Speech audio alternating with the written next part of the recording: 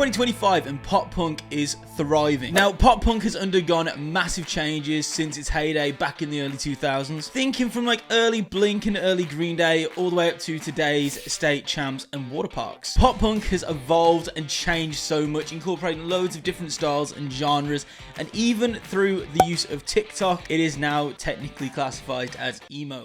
But obviously, as a genre grows, things can be quite questionable. Now, I'm going to be diving into some seriously cringe-worthy tunes today to figure out what is the worst pop punk band ever. So, what bands have they really been talking about, and how am I going to judge what band is the worst? And truthfully, there is only one way to do this, and it's with our old pal Reddit. And before we dive in, if you haven't already hit that subscribe button, so I went searching all through Reddit to find this question. It took me all of 2 minutes. And the question is, what is the worst pop punk / punk record / single you've ever heard? And the way we're going to do this is we're going to look at the top 4 most upvoted comments to see what people are agreeing with. Coming in at number 4 with the most upvotes, we have T Will Official saying, I'd have to think for a bit on what I actually think is the worst, but as of right now, here's mine. Father of All by Green Day is probably one of the single worst things I've ever heard in my life. That being said, I don't know if I could really call it a pop punk album.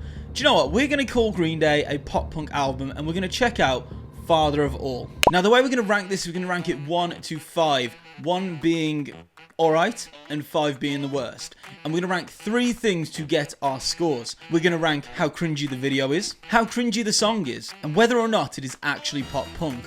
1 means it's pop punk, 5 means it's not. I've never listened to this song in my life before, so this is a first. Let's get into it.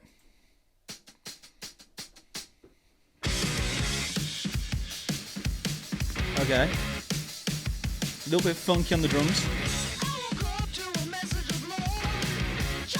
Billy's vocals there are a bit different. I will say they're a little different. I'm not sure about the video though. Why do they need all the people dancing behind them?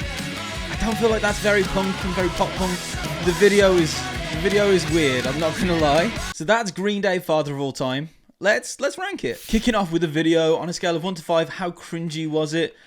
I'll be completely honest, I thought the video was probably a 3. It was cringy, it was a bit weird. I don't really understand the dancers in the background, but I kind of got what they were going for because it's quite a funky track. How cringy was the song? Now, the song I thought was a little cringy with the high vocals, but it didn't sound like it was a Green Day track. So again, I'm going to give it a 3. And finally, a scale of 1 being it's pop punk, 5 being it's not pop punk, I'm going to give this a 4.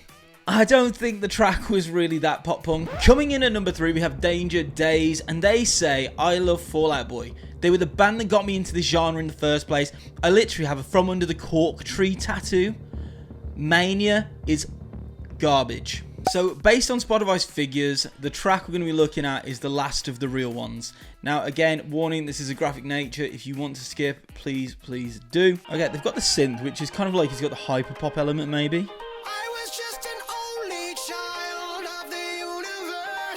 Okay, you can definitely tell this is Fall Out Boy straight away. Patrick Stump's vocals, absolutely second to none, let's be real. Okay, it's got a real driving beat. Would I say it's very pop punk? I don't know, I think it's a little poppier actually.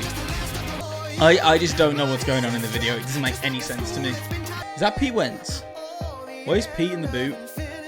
And we're cutting it there because that got very graphic at the end. So, ranking how cringy the video is, how cringy the song is, and whether or not it is pop punk. Kicking off with the video, I thought it was really weird. I personally wasn't a fan. I thought it was quite cringy. I would probably give that 4. The song, on the other hand, I actually really liked. It was very poppy, so I'm going to give that a 2. And finally, how pop punk was the track? 1 being pop punk, 5 being not pop punk. It's definitely a 3. It's not really a pop punk track anymore. It's very much a pop track, more so than, you know, pop punk. Coming in at number 2, we have the Resist Stance, weird name, and they say probably this new Stand Atlantic album that's just about to drop this week. All of the singles have sounded like the band just discovered the word and plopped them all over their trap inspired beats. Damn, they did not hold back. Very disappointing given how good their previous efforts have been. Now, I really like Stand Atlantic. This post is from 3 years ago, so that means it's going to be the album Fear. So let's find out what's the most popular track off that and check it out. The most popular track was actually Death Wish featuring Nothing Nowhere. Now, I know this track. I haven't actually watched the video in a while. So let's see how pop punk and cringy this actually is. I think I got a fucking death wish. I mean, it's got me head sick. in pills, the bow. Although that's cool. They were definitely right about the trap element to Stand Atlantic these days. They have changed like the genre, and that's not a bad thing. How pop punk does this chorus come in? Does it hit? You tell me.